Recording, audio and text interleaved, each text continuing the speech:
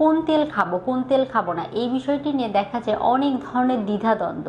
তেল নির্বাচনের ক্ষেত্রে দুটা পয়েন্ট মাথায় রাখতে হবে, সেই তেলের স্যাচুরেটেড ফ্যাট কতটুকু আর তেলের স্মোকিং পয়েন্ট কতটুকু। স্মোকিং পয়েন্ট বলতে বোঝানো হয় যখন তেলকে আমরা গরম করি তখন সেটা কত তাপমাত্রায় গিয়ে পোড়া শুরু করে।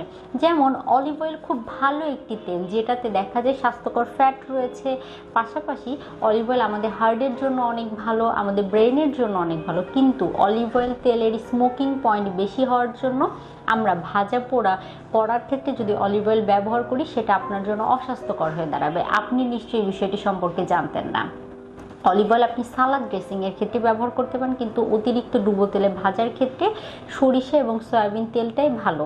সাধারণত আমরা এই সরিষা সয়াবিনের পাশাপাশি রাইস ব্র্যান্ড অয়েলও ব্যবহার করে থাকি, সেটিও আপনি ভাজা পোড়ার ক্ষেত্রে ব্যবহার করতে পারেন। ভর্তা করার ক্ষেত্রে বা আমরা হাতে মাখা যে কোনো খাবার করার ক্ষেত্রে সরিষার তেল ব্যবহার করতে পারি।